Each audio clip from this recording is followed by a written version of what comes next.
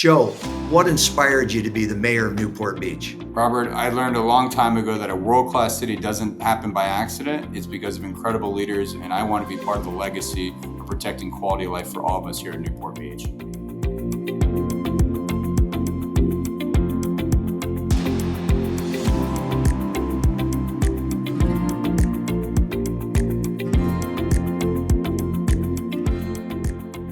I'd like to welcome everybody to our Buchanan's County Capital podcast. I'm Robert Brunswick, chairman of Buchanan Street Partners, and very excited today about our special guest. A little outside maybe of the prior guest, backgrounds, but I think we'll tie it together as you hear the other things that he does in his life. Joe Stapleton, so glad to have you, Joe, as the mayor of Newport Beach.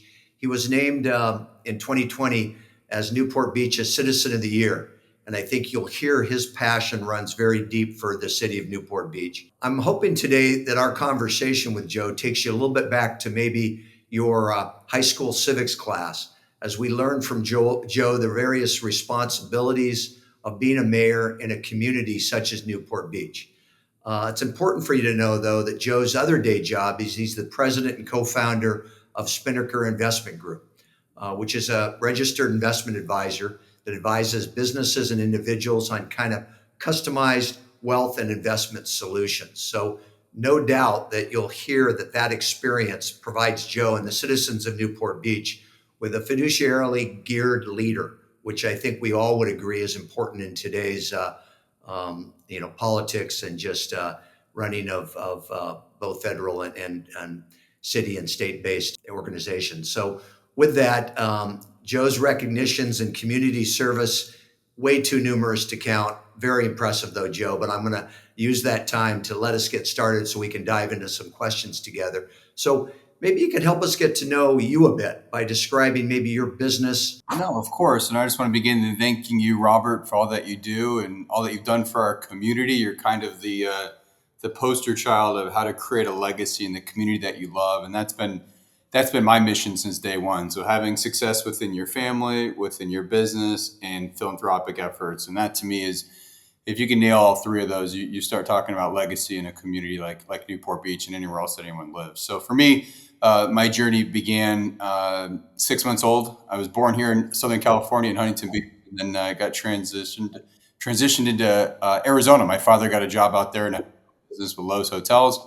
So I didn't have much decision in the say, but moved to Tucson, Arizona, spent 22 years out there, graduated from the Harvard of the Desert, the University of Arizona, and then I moved out here a month after. So while I was in school, I had a business. I was running a bar about a mile from campus. I had an internship at Merrill Lynch and just absolutely fell in love with the securities markets and the ever-changing landscape when it comes to managing money and the client relationships. My mission in life, it really lines up well where I want to create financial independence for myself and for my clients while making a positive difference in the community that I live in. So I can't think of a better business model for what we've done here at Spinnaker Investment Group. So moved out here to Southern California to Newport Beach in 2006. It was during the mortgage boom. I was living at the Bluffs apartment complex. Everyone was driving Ferraris and Lamborghinis and renting apartments.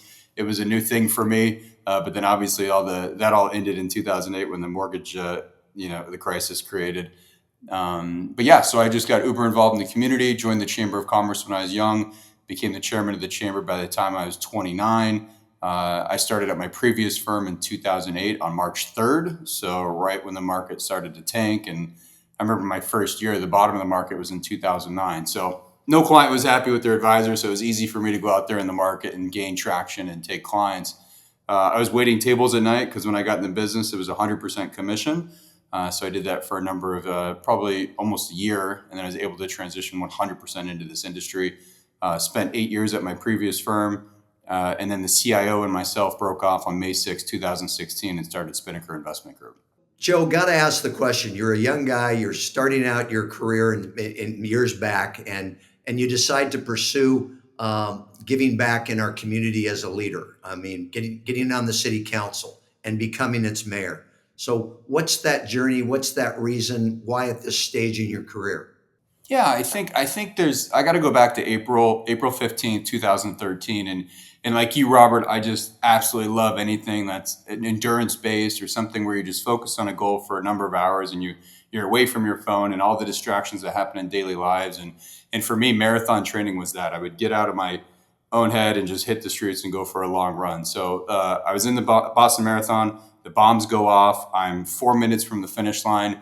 I remember I was staying in Copley Plaza at the Fairmont, so they blocked everything off. I couldn't get back to my hotel, so I'm sitting there on a bench, and It was a moment in my life where my life up until that point was a lot about ambition, how much money I can make, how successful I can be, and at that point, I remember thinking, man, if something would have happened to me today, what is my legacy going to be? Is it going to be how much money or success? And at that point, my life transitioned into contribution. So it was much more about you need to have ambition to live in a city like Newport Beach, obviously, but it came a lot more about what is my contribution? What is my meaningful impact going to be in the community that I love? So was this given to you, guided, who stewarded you in this way, aside from that moment in time with the Boston Marathon? Was this mom, dad? Did you have an experience as a young person? What help us with understand that? Yeah, it was sports growing up. So I was never student body president. I was never uber involved in selling candy bars door to door. I never did anything like that. I kind of hustled through other ventures and did other things. But my mother was an entrepreneur. My father was an entrepreneur. I watched them both serve in many capacities. When it came to my father was the president of the PTA. He was the president of the Pop Warner football team that I was a part of. So I was built in this environment where community service was paramount, while also creating your own financial success. So, and then when I got to Newport Beach, I was really fortunate where I had incredible mentors. I mean, the Denny O'Neills, the Marion Bergesons, I mean, Homer Bluedow. These individuals really wrapped their arms around me and really taught me what it's like to be in a world-class city like Newport Beach, that it doesn't happen by accident. It's because of generations of strong leaders that came before us. Joe, if I'm not mistaken, reading a bit of your background, you were purposeful in doing some training to gain knowledge about your civic responsibilities. There were some posts along the way. Can you just, for our listenership, can you touch what some of those posts might have been that educated you on this?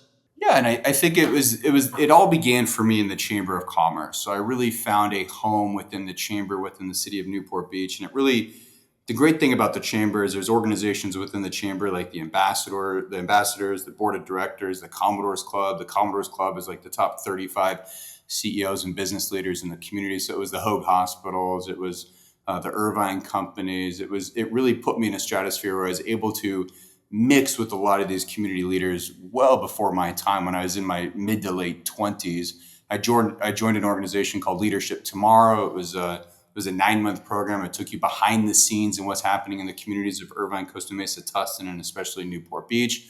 And that's kind of what led me to found the Newport Beach Foundation, which is an organization that puts young professionals next gen into a 5-week program that gets them more educated in what's going on behind the scenes in the city of Newport Beach. So yeah, no shortage of wonderful mentors in my life to help me guide me throughout that process. Great message. I think it'd be great for have you frame for us the city of Newport Beach, maybe with some metrics, population, gross budget, regional reach, so we understand the scope of some of your responsibilities. Yeah, it's interesting when you think of a city like Newport Beach. Sometimes it can be thought of as this like bedroom coastal community, and the reality is, if you look at a city like Newport Beach, we punch way above our weight. I mean, I was fortunate to spend some time with the CEO of Chipotle not long ago, and you think about Chipotle is now headquartered here in Newport Beach, and something you near and dear to your family and your heart is Hoag Hospital, one of our largest employers in the community. You've done a lot to help shepherd that. For me, 85,000 residents.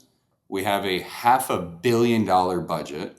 So when you think of a city like Newport Beach with 85,000, I mean, there's plenty of communities. There's 34 cities in Orange County, 3.2 million people. I think we'd be the 19th largest state if Orange County was a state in this country. So Newport Beach being one of these economic hubs in the coastal region with all these vibrant villages and a great harbor. We really, at a $500 million, it allows us to really invest in infrastructure, our public safety, and everything else. So when you think of a community like Newport Beach, a city like Newport makes money in three ways. Number one is property taxes. So if you looked at the assessed property values for Newport Beach right now, we're over $80 billion in the city of Newport Beach. Yeah, I was talking to our planning director yesterday on the phone. We have 2,129 permits right now within our planning department on construction projects in the city. That's over $1.2 billion in construction value as we see it today. So, I mean, it's just remarkable when you talk about a lot of cities are reliant on sales taxes to really generate revenue in their communities. So if you look at something like Costa Mesa, our neighboring city, relies heavily on auto sales and South Coast Plaza. So when you think of something like COVID, where things kind of get stopped for a period of time, that really disrupts how they generate revenue. In a city like Newport Beach, over $155 million of our general fund budget comes from property taxes. And historically, even through 2008 and the Great Recession, our property taxes have always gone up around 4 or 5% in a given year. So every time a house in Newport Coast clicks over at $50 million, as the mayor of Newport Beach, those are things that I'm very happy to see.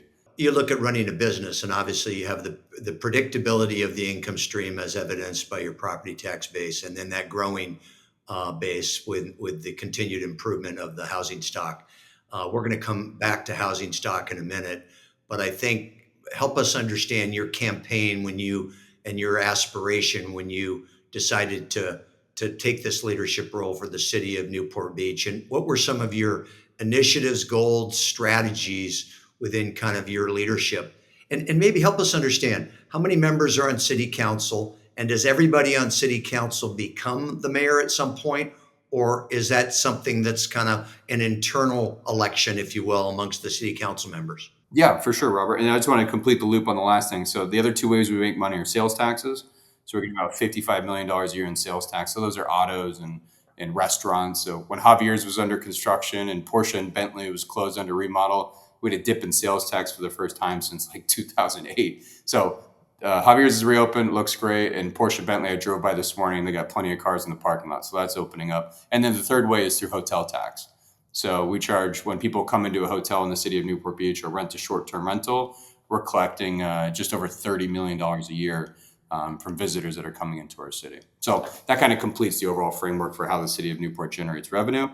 And without getting in the weeds too much, the three verticals that you talked about there of income streams, does that cover your foundational base expense? Yeah, exactly. Yeah. So you figure our general fund budget's over 320 million, and that includes those three areas plus business license tax and things like that. But that covers our public safety, our police, our fire, our lifeguards. It covers our payroll for all 750 full-time employees that we have at City Hall. So our utilities are public works. That covers it with a balanced budget. And this year we're finishing with a $27 million surplus. Well, congratulations on that leadership and that fiduciary approach to running the city, which is something many people could learn from. Yeah. So I think to answer your question on the city council stuff, I mean, I think I served on the Harbor Commission. I spent 4 years on the Harbor Commission. I think the harbor is the jewel of the city. It's one of the largest recreational harbors on the West Coast. And then you also got to look, I spent 6 years on the Finance Committee. So I serve as the chairman of the Finance Committee right now as my time on city council. So great question, Robert, because most people don't understand, because when you go back to civics, every city's got a completely different system. In Newport Beach, we run in districts, and then we're voted by the entire electorate. So there's 7 districts in the city of Newport Beach. I represent District 1, which is the entire peninsula, Lido, and Newport Shores. So that's my district. Then you got Newport Coast, Corona del Mar, Dover Shores, airport area, and then you got East Bluff and others. So we all run in a district, and then the entire city votes. So I'm up for re-election next year. I'll have 4 of us on the ballot. So it'll be myself, Robin Grant, Lauren Kleiman, and Eric Wigan, all seeking re-election. We all got elected in the last term together. So there'll be 4 areas on the city on the ballot. You'll pick one person from each district. I ran in the most contested race in the history of the city 3 years ago. To give you context, to run for city council, generally it was about $100,000 would get you into a seat. That'd be enough money to kind of raise and get mailers out there and get out the vote. I had a gentleman move into the city shortly before deciding he wanted to run for office. He struck a $600,000 check to his own campaign. The most ever raised in the city of Newport was $200,000, and that was by Duffy Duffield. Who doesn't know Duffy? Everyone has a Duffy in the city of Newport, so it was easy for him to raise $200,000. So my goal went from 100,000 to 400,000. So I got out there. I hosted 22 fundraisers. We knocked on 12,000 doors with 200 volunteers. We raised 400 grand, and we won by 30 points on November 8th, 2022. So it was a Herculean effort. But when I was on the campaign trail, I think, Robert, you appreciate the city of Newport Beach like I do, and I'm just so passionate. And I love the community. I love the history of the city. I ran on a platform of keeping Newport Newport. I didn't want to change a lot. I didn't want to. I feel like Newport is this utopia amongst California, and my goal was just to maintain quality of life for the residents, and I really stand by that. So we focus, and we focus on three things. And as the mayor, these are my three top priorities. It's paramount amongst all else is public safety. Protect the residents, investing in time, energy, and resources into our police, our fire, our lifeguards, make sure we've got the best technology and resources to protect our residents. Number two is infrastructure. When you look at a community like Newport Beach, I'll challenge you, Robert, as you're cycling around the community. I don't think you can find one pothole in the city. We repave every street at least every 7 years. So infrastructure is a massive thing, making sure that residents have clean water, well manicured streets. And then lastly is investing in the future generation, making sure that the next generation that understands how a city like Newport Beach becomes a world-class city. If we appreciate our past, we understand our future, I think Newport Beach is going to be a much better position and continue to be this world-class city that we all love. Well, appreciate the transparency as you're kind of helping us dive into particulars. I know you might have some passion projects. So, what are some passion projects for Joe that he is leading with his team? Yeah, it's interesting because we were talking about how do you become mayor in a city like Newport Beach. It's not a directly elected position, so there's 7 council members, and every December the council elects who's going to be the mayor and who's going to be the vice mayor. So I got elected. I got elected by my council colleagues 2 years ago to be the mayor pro tem, to be the vice mayor, and then December of last year they elected me to be the mayor of the city. So I'm serving a 1-year term as the mayor of Newport Beach. So when I term out on December 12th, when we go into our council meeting that evening, I will then roll off to a council member, and we will elect the mayor pro tem right now is Lauren Kleiman. She'll most likely become the mayor. And then we'll elect the vice mayor as well. And that's how the natural progression continues to work. So being the first one in the cohort to become the mayor, I have an opportunity maybe in the next 5 years to be the mayor again. But I'm going all in on this 1 year. I'm going to every ribbon cutting. I'm going to every event. This weekend, we have the Newport Beach TV Fest. So I'm going to be on KTLA later today. I'm introducing Kate Hudson tonight at the event. So there's a lot of fun things going. So when you talk about passion projects in a city like Newport Beach, it's very easy to talk about. My theme as the mayor of Newport this year is all about celebrate Newport. And the good news is there's a lot to celebrate in the city of Newport Beach. I want to talk about the past, the present, the future, the people, and the projects that help make Newport Beach this world-class city. So we started in the very beginning in 1870, the birthplace of Newport Beach, which is Lower Castaways Park. In 1870, Captain Dunnels was cruising up the coast. He owed a lot of money to some guys in Los Angeles. He saw this harbor entrance, which was the Newport Harbor entrance, and he ducked in there trying to sell some goods. He came up to Lower Castaways, and he landed on the beach there, and he discovered a new port, which became Newport Beach, California.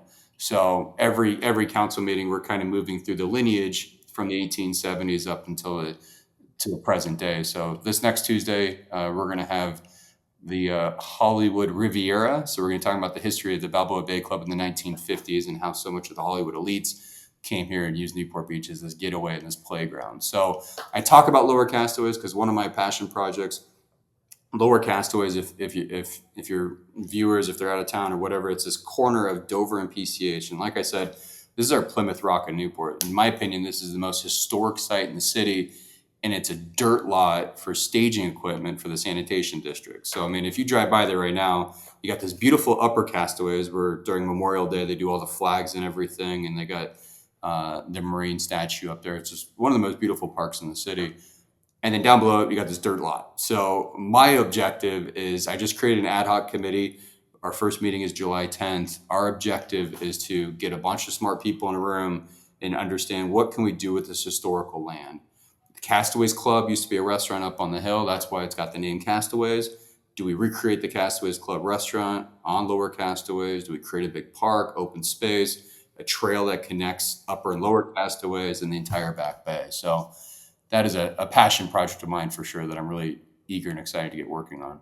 Well, it certainly comes through in your articulation. So I appreciate that sharing. So I want to pivot a little bit, ideally keep it kind of nonpartisan, to talking about the state's influence on cities. And we're going to get into housing in a minute. But how much influence does the state of California have on the city of Newport Beach when it comes to budget and just the maintenance and running of the city?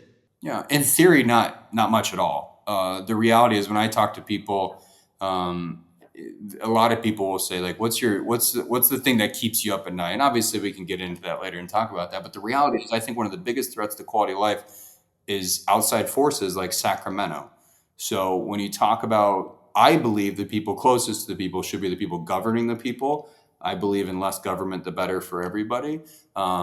It's not a partisan thing for me. The reality is Sacramento doesn't understand, in my personal opinion, the people of Newport Beach, the culture, the vibrant villages. I mean, we're made up of like all these different Balboa Island, Croix de Mar. They're all different wants, different needs, and you've got to really understand that. So on a daily basis, I would say very, very little impact from Sacramento. We run our own budget. We're independent. We have our own police. We have our own fire. We have our own lifeguards. We have our own general plan. We have our own coastal development plan.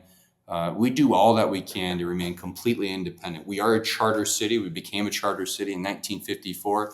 It basically means we have our own constitution. We have our own governing documents. We want to be autonomous from as many outside influences as possible. Housing is one way that we see as an overreach from Sacramento, dictating and mandating what we can do. Homeless is another thing. When I took office in 2022, our homeless population was, I think, around 95, 96 people in the city of Newport Beach. We knew them all by name. We were available. We're spending $4.1 million a year to provide them the resources and tools they need to get off the streets. Obviously, it's mental addiction, it's mental health, and it's addiction are two reasons why we see a lot of people that are struggling on the streets. There's no compassion for leaving people on the streets. There was a Supreme Court case that came down that allowed us to enforce our anti-camping laws. So since I took office, we've reduced homeless by 85% in the city of Newport Beach. And you see a lot of state influence on situations like in Los Angeles or San Francisco, where the state is making it more difficult on communities trying to solve that crisis. So that's helpful. You talked about housing. So obviously, there is the message we hear daily about the state of California being underhoused and the need to continue to provide housing for both affordable housing and housing in general. So talk a little bit about you. You lead in a very affluent community in Newport Beach. How do you think about adding housing stock in a thoughtful way in this type of zip code and this profile in a city? I think you nailed it on the head, Robert. I think it's all about thoughtful, intelligent growth. It's all about common sense and how can we be responsible stewards and have the right growth in a city like Newport Beach. What I get frustrated by is every community is dealing with this right now. Every municipality, the RENA numbers. So basically, the state mandates from the housing. Sacramento has basically come out and said there's a housing crisis in California, and you cities, you guys are the ones who have to deal with it. Okay, fine. I believe it's much more of a regional issue, and there's much different ways to handle it than just shoving units down the throat of communities. The reality is Newport Beach got hit with 4,800 units mandated to be permitted in the city of Newport over the next 8 years. The reality is, Robert, that's more development in the city of Newport Beach than we've had in 50 years. So when it comes to responsible growth and common sense approach, I'm not for that. And the reality is either side of politics aren't for that. Nobody in the community wants this. And me, in the role as the mayor, we first looked at litigating against the state of California, much like some of our neighboring cities. We realized early on there was no path to victory for that. So then we decided the most important thing for us as a community is to maintain local control. So what we did is we decided, let's get into compliance as quickly as possible. Let's get an approved housing element with the state of California to make sure that we can dictate and mandate where these units go. The biggest fear for me is that the state of Sacramento, or the state of California, Sacramento comes into our building department, and Robert, you want to get a kitchen remodel, that's going to be up to Sacramento. That's happening in other communities where there's builders' remedies and the state has stepped in and now is controlling everything. We're doing everything we can to avoid that. So that being said, we went out to hundreds of community volunteers and residents who came together, and we said, look, we've been handed this situation. We got 4,800 units. Half of them have to be affordable.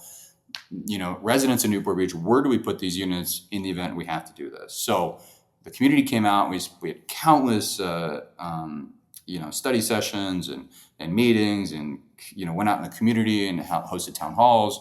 The reality is we identified 3 areas that made a lot of sense for development in the city of Newport Beach. One being Newport Center, Fashion Island, an urban dense area where we can go up higher and create density. And we want to create these livable, walkable, rideable communities where people don't feel like they have to get in their car at 5 o'clock and drive down PCH through Corona Del Mar, right? How can we put people in areas where they can work there, they can live there, they can play there?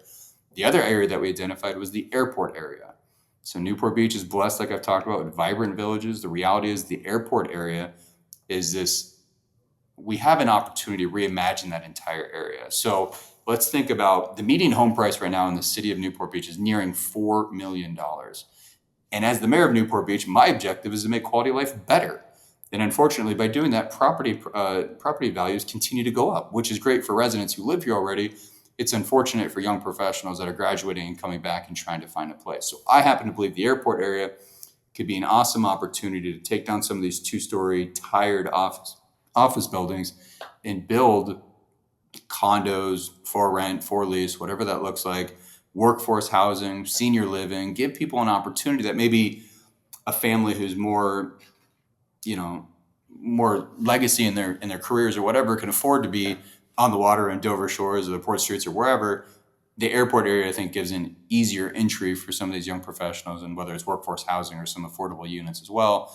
And again, creating an opportunity for a new village. Maybe we call it Uptown Newport, where you've got this area where you can put people into this housing where they can live, work, and play, get on bikes, and they're not in a car driving down PCH at 5 o'clock, creating more traffic. And the third area we identified was Coyote Canyon. So it's the old, it's up in Newport Coast. Part of it was an old landfill, looking at maybe building a golf course over that. And then developers come in on the area that wasn't over landfill and build some units up there too. So those are the 3 areas that we've identified as the most high probability for success when it comes to development. I like the overview. I encourage you, and I know you're addressing it, you use the word workforce housing. When you think about the success of Newport and its property tech base with the hotels and whatnot, you think about the premier services that a Hoag hospital can provide. Those employees, those rank and file employees, need to be housed somewhere. And so I'm sure workforce housing is a discussion you all have and think about. And, that's a slippery slope, but I encourage you to continue to think about that in your planning. Yeah, and I think you're spot on, and I totally agree. But I also think about our first responders, our police and firefighters. I don't think we have one first responder that lives in the city of Newport Beach. Now, that's okay. I don't believe that every public safety member should have the quality of life in Newport Beach is what it is. It's very expensive, but the reality is that if there was a natural disaster or something happened, how far away are first responders from getting to Newport Beach? So it wasn't too long in the past distant where we had firefighters that were living in Idaho, and they would literally swapping shifts or whatever. So they'd be flying from Idaho to John Wayne, working a couple of days, and then flying home. So that's great for them if that's what they want to do. The reality is, in the event there's a natural disaster, something happens, and all hands on deck, and they can't get on a plane, that doesn't work for the city.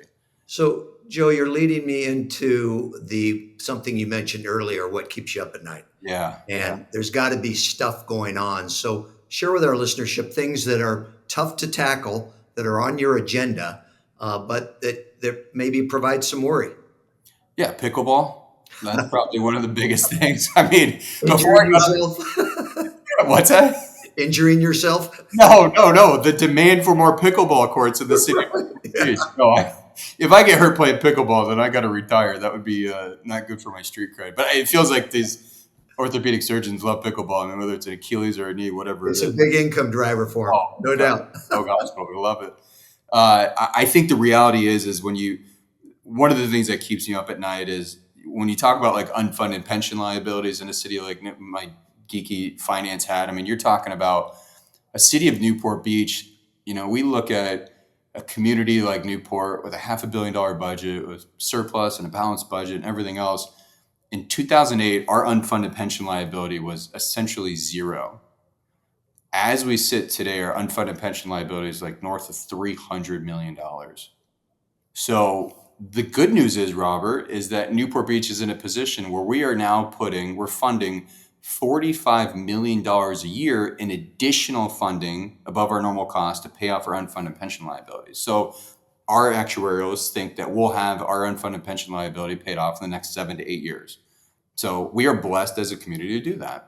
Right. So, sorry, what was the allocation you're doing per annum to kind of retire that? An additional $45 million a year on top of what we're supposed to, on top of our normal cost.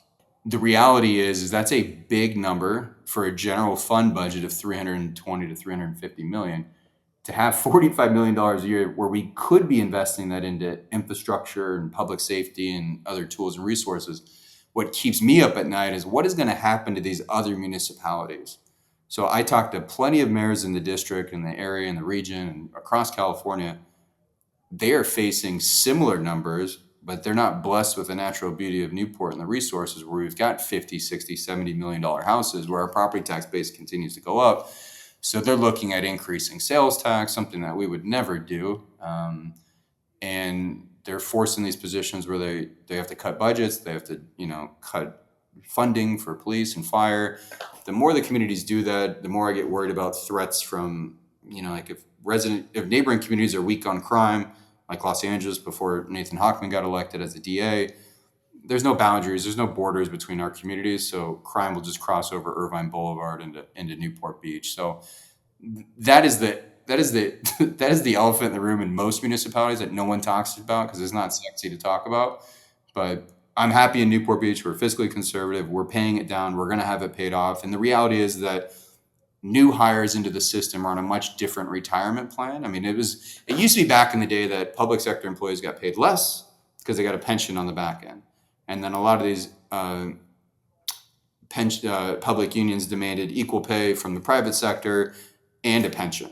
Well, we both know as entrepreneurs and business owners is that there's not a lot of pensions left in the private sector because it's nearly impossible.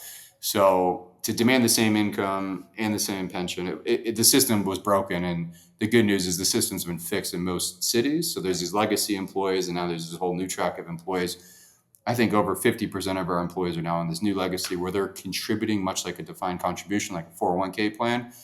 New employees are adding more into their own pensions every day than the general cities. It's great to hear you talk about pension reform, and I think the importance of that with budgets. And I'm thinking now about your financial astuteness and your day job. I mean, I hear you speak as the mayor of Newport Beach, and I don't know how you balance that job with your day job of being a RA and a fiduciary to families. So talk a little bit about the melding of your time and really the role at Spinnaker, so we can understand kind of how those maybe marry up a little bit. Yeah, and I think I got to give a shout out to Ivo Tajan, the president and CEO of Commerce West Bank. I mean, the dude was, I think, 27 when he became the CEO of the bank. And I remember I was at the Pacific Club and I was shaving next to him, and I was like, Ivo, like, how do you find balance in life? And I'll never forget. He looked at me. He's like, there is no balance. And it was this moment in my life where I was so dejected and like, I'm like, man, that's such a bummer to hear. But the further I come into life, I mean, I'm 41 years old, and I wake up every day at 4:45. I leave my house by 5:15. I like you, Robert. We'll talk about the paddle, but I'm out on my bike all the time. I'm running. I'm doing something active. I've worked out every day since January 1st, 2016. It's just like that's the one thing I have in my life I have to do something active because it just keeps my mental sanity. But I leave my house at 5:15, in the office early, grind all day, and then being the mayor is about 5 times more work than being on city council. I got 3 or 4 events every night, ribbon cuttings and everything else. So I literally get home at like 9:30. My wife has dinner on the table. She's 8 hours ago, so we'll sit there and I'll eat and she'll sit with me. and then she goes up to bed around 10, and then I'll sit there and grind on my laptop for about another hour until about 11. So as long as I'm getting 5 or 6 hours of sleep a night, I'm good. I know that wouldn't work for a lot of people, but it works for me. But yeah, I have this. I absolutely love what I do. I love the city of Newport Beach. I love being the mayor of the community. I love giving back. I love my business. I mean, we started this firm in 2016 in May. We just celebrated our 9-year anniversary. Our whole objective and goal was to hit $1 billion by 10 years. And it was about investing in the client experience and really putting clients first, like we should, and as fiduciaries. And as we sit today, we're about $930 million under management. I got 15 employees. I got 2 partners. We launched a tax practice 2 years ago. We got 800 tax returns on that side already. So yeah, it's a lot, and they all they kind of just mold together. I just wake up every day. I look at my phone. It tells me what I'm doing. I'm going to be with my boy Robert. We're doing a podcast this morning, and I just get on and do it. And then I go to bed. I'm like, I don't know how I'm going to do that again tomorrow. And I wake up and I got full of energy, and I grind and I do it again. You represent well. I know the role you play in being an entrepreneur with an RA and being a fiduciary for many families. And I know you don't take it lightly. And it, to me, has to have skill sets that correlate to your attributes of why you're a good mayor. So I'm sure there's application there for you that it's not lost on you. Yeah, it's all about for you. I think one of the you're such a legend, Robert, in the industry and everything you've accomplished in life and everything you continue to do. The reality is like you've got to have good people around you. And I think having the right partners and having clearly defined roles, right? Like my business partner, Morgan, he's our chief investment officer. He's the one making the trades all day. He's a CFA, CFP. He's the one trading in the portfolios all day. I see myself a lot more on the business development side. So I'm in the perfect role. I do a lot of planning for my clients. I have my own book of business. I manage my own clients. I got 2 incredible assistants in my office. I got a great assistant at City Hall. We've got 16 department heads at the city. So it's like, I'm a master of delegating responsibility to the people that can do it. And it works really well for my life. And I surround myself with much smarter people. I tell my young mentees all the time, if you can just outwork the person next to you, you're going to be successful and you're going to create your own luck. So the good news is the younger generation isn't working that hard. So you guys don't have to work that hard to be successful. I love your mentoring and your messaging to the next generation. So let's talk about Joe Stapleton's future aspirations, and you must have some. You're very goal oriented. So, is there any color you can provide for us? Is there continued future in politics for you? What happens after the mayor of Newport Beach and that city council role? That's funny. I was with my business coach the other day, and he made a comment that I don't know if I'll ever forget in my life, but he's got a lot of people. He's met a lot of clients. He said, Joe, you're the most ambitious person I've ever met.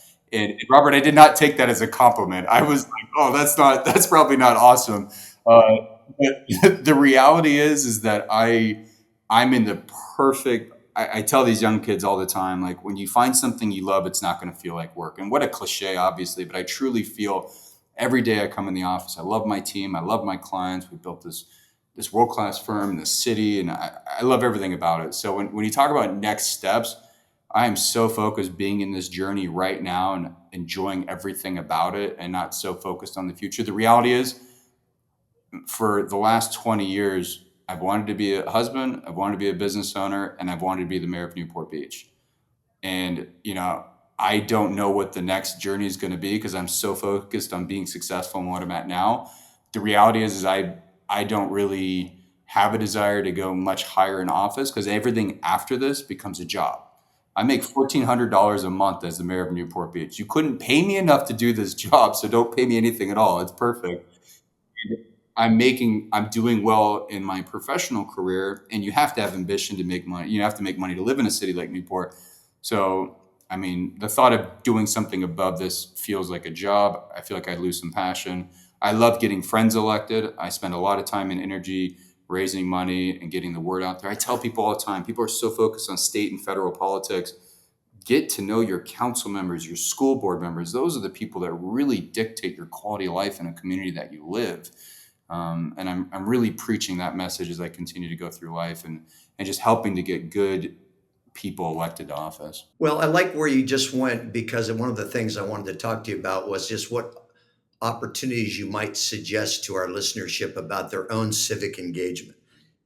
Everybody has an opinion. They talk about getting engaged, I think, can really kind of give them that opportunity to have influence and make a difference. So where are there opportunities that maybe people are unaware of, Joe?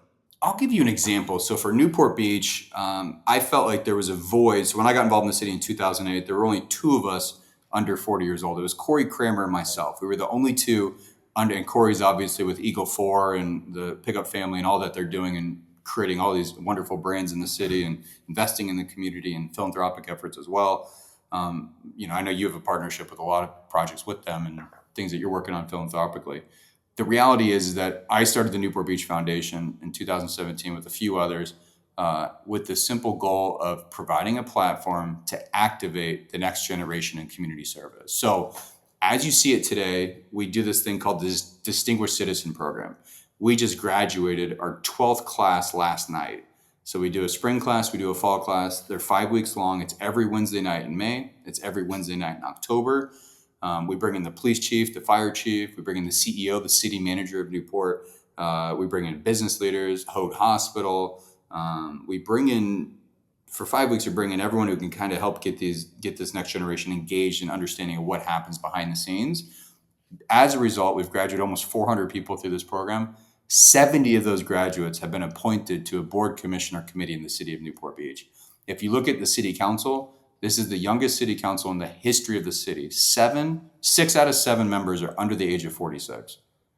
It's also the first time in 120-year history of the city where we've got a female majority city council. So I'm all in on this youth movement in the community. I think who better to help make decisions in the city of those that are going to be results of that for the next 30, 40, 50 years. It doesn't mean we can't. There's a lot of institutional knowledge, and I've been so blessed to have a lot of strong leaders behind me in the city. So I'm loving taking that energy and helping transition that institutional knowledge to the next generation so they get more engaged. So I think for any of your listeners or viewers, I think you can literally email your mayor and they'll probably take a meeting with you. Like I get emails all day long where I'll have somebody come in my office at City Hall or here in my office, and we'll sit down and chat about anything. We'll get a cup of coffee. I think local government is very, very accessible, and it doesn't become terribly expensive to help somebody on the local level either. The invitation is, I'm sure, not lost on a number of our listeners, and that's quite thoughtful of you. So let's talk about managing. You addressed it briefly. This energy you have, I relate to it so much. Your passion, your work ethic, but I think about a way to balance, as you've talked about, endurance activities. So I don't know if you just completed this or you're in the process of paddling a paddleboard from Catalina to Laguna. Now I've done it in a lifeguard dory with one other person with me, which took 4.5 hours. But you're paddling by yourself for the whole 26 miles. So tell us a little bit about that goal. Yeah, so you're an absolute stud, Robert. I can't. My goal is 8 hours, so I'm not trying to do 4. But what we're doing is there's 2 things in life that keep me balanced. It's physical activity, endurance sports, and travel.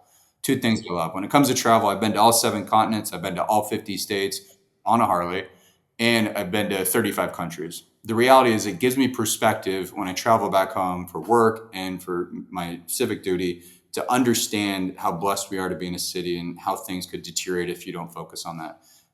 So travel is one way I'm able to kind of disconnect. And the further I go, the better, because I'm 9 hours ahead usually. So my clients are sleeping. So I get very little sleep on vacation because I end up working full 6 or 7 hours in the evening while my wife is sleeping. But I absolutely love that. And that's where I get a lot of quality time with my wife as well. So we're leaving for the British Virgin Islands next week, and then we're heading to Spain and Portugal in August. Less travel this year because I am the mayor and I want to be present in the event something happens. So travel is a big thing for me. When it comes to my mental health, it's got to be. I have to have goals when I set something. When it comes to physical activity, so much like you, when it comes to cycling, I became this avid cycler and cyclist, and we've got all these events. And one of my favorite is the Levi's Grand Fondo up in St. Rosa, and I've done that 7 times, and we got a group of like 10 of us. I don't golf. I don't have the time for that. And for me, if I'm going to do anything for 4 or 5 hours, I want to get some physical activity. So cycling has become my new networking. And my biggest regret, Robert, is we haven't cycled yet before this event. So my goal is to get out with you and watch you beat me up the mountain. So I can't wait for that. The most recent endeavor, 11 years ago, the city of Newport Beach lost a lifeguard. His name was Ben Carlson. It was the first lifeguard we lost in the 100-plus year history of our city. What I love about Newport Beach is we took a tragedy and we created it into a legacy. The Ben Carlson Foundation, with his parents, was founded with the simple goal of providing scholarships and water safety for communities around the world. So they go down to Nicaragua, Mexico, and they help these lifeguard communities, give them the tools and resources they need to be successful. The way they generate revenue for these things is something that I think was just the coolest thing ever. Is it's a prone paddle from Avalon, from Catalina Island to the Newport Pier in Newport Beach. It's 31 miles from Avalon to Newport. And I said years ago, Robert, I said, if I'm ever the mayor of Newport Beach, I'll do it. And I just figured no one cared who I was. No one was listening to me. The night I got elected as mayor, I got a phone call from Jake Jans, who's brother-in-law with Ben Carlson. He said, "Hey, we got you aboard. We're ready to go." I'm like, "Oh my gosh, I totally forgot about that." But I'm a man of my word, and no mayor's done it before, so it's a challenge. I'm just like you. I love these crazy things, but I'm not a waterman. I was not raised in near water. I was raised in the desert. So the thought of paddling from Newport to Catalina, or Catalina to Newport, is daunting. But we did our first qualifier last Saturday. It was 16 miles. We left the Newport Aquatic Center, and it's a prone board, so it's a 14-foot board, and you're basically just like swimming. You can. It's very difficult because in the open ocean, it's very, yeah. So the really good guys do that, no problem. But for me, from Arizona, that's very difficult. I'm working on it. I'm waiting for the water to get a little warmer before I start practicing because I'll fall in. But yeah, no. So for right now, I'm on my stomach, and I'm just, your neck is on fire, your back, your shoulders. I mean, the first time I did the first 5 miles, I was like, how am I going to do this for 31? But last Saturday, I completed 16 miles. The time you needed to qualify was 3 hours and 45 minutes. I came in at 3 hours and 44 minutes. So we basically paddled from Newport Aquatic Center, 4 miles out into the harbor entrance, 4 miles to Laguna, turned around 4 miles back, 4 miles back in the harbor. So it was 16 miles round trip, half of which in the open ocean, which was, it was a decent swell. It was choppy, it was bumpy, but I didn't take any music, and I was in the pain cave for 3 hours and 44 minutes, and I loved everything about it. No phone. I was just on my own. There was no trail. You didn't have a boat trailing you, or somebody. There was no. This was a race. This was the El Moro Classic. So there was 154 of us doing it. So there were 4 boats, but we're going to go out this Sunday. We're going to do probably the same thing. Maybe go 18 miles. We will not have a boat. There will be 4 of us. If anything happens to me, Robert, don't worry. I've already got a park ready to be named after me, the Stapleton Memorial Park. Uh, I've already got those ready to go. But it's a heck of an effort, and I'm raising money for the cause. So Well, count me in on that, by the way. And I will tell you, as a former Laguna Beach lifeguard, I know what you're endeavoring to do is no small task. So my hat's off to you. That will be a great accomplishment, and I'm sure you're going to raise lots of money for a good cause. So thank you on that. September 13th, that's when the paddle is. Okay, I'm glad you told me. So as we wrap this up, I would love you to provide, because you're conveying your inner Sean McVay. Now, I'm a Rams fan. I don't think you're a Rams fan. We'll talk about that in a minute. But I love your passion for mentoring youth. So if you were to provide us with a couple of takeaways for the young listenership about balancing, the pursuit of their career, or balancing that with giving back, what message might you want to provide them with that they can put to work?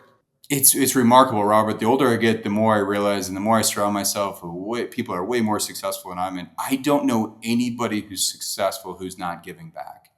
It seems to be like it's not, it's done from a sense of purity.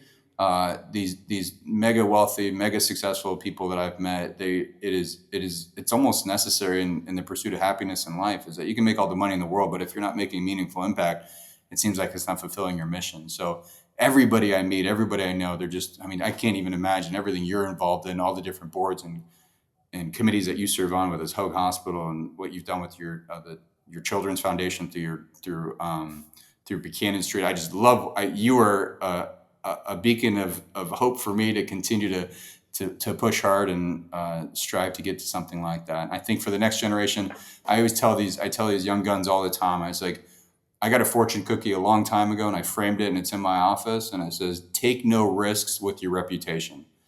And I think that's so critical when you're talking you're a man of your word. You do what you say you're going to do. And I love to lead by example. So take no risk with your reputation. And the other one is social capital.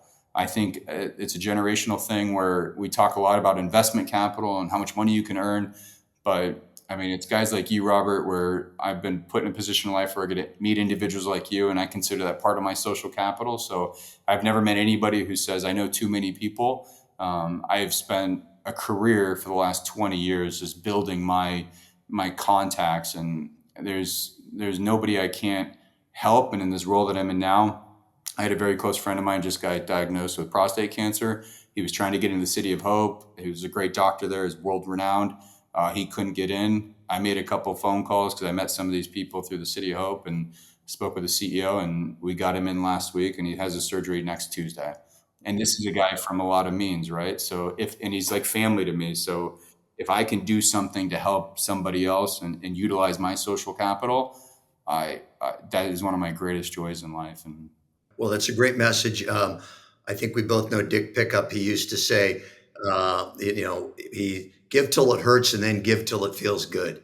And it's not just with money, by the way. It's with time. It's with influence. It's with network. and for someone like you, it's both. And for me, I try to do both. But for a lot of the young guns, it's like sweat equity. Just roll up your sleeves, get involved in something, find something you're passionate about. Well, Joe, I have to thank you so much for your time today. And we're going to absolutely get you back probably after your paddle because people would like to hear about that experience. You didn't disappoint. The takeaways you provided were many. I wrote down, first of all, the history lesson on Newport Beach, Newport, celebrating the history, your passion projects, the reference to Plymouth Rock, great news on the unfunded pension liabilities and the goal to get that put to bed through a purposeful allocation going forward. My gosh, that is thoughtful, like a fiduciary should be when they're running a community. Your success is not accidental. It's purposeful. You're a goal setter. I love the takeaways for our youth: social capital, take no risk with your reputation.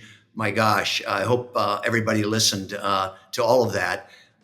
So thank you. We'll have you back. I hope everybody enjoyed good learning today with a leader in our community, somebody that's a successful entrepreneur that is only 41, by the way, and has a big future in front of him. So thank you for your time today. We really appreciate it. I want to thank you all for joining us on our Counting Capital podcast. We look forward to having you join us in our next session together. Thank you very much. Thank you for joining us on this episode of the Counting Capital podcast. For informational purposes only and not to be relied on in any manner as legal, business, financial, tax, or investment advice. Nothing in this episode is an offer to sell or the solicitation of an offer to buy securities. To learn more about Buchanan Street Partners, please visit our website at buchananstreet.com. Buchanan Street Partners, capital you can count on.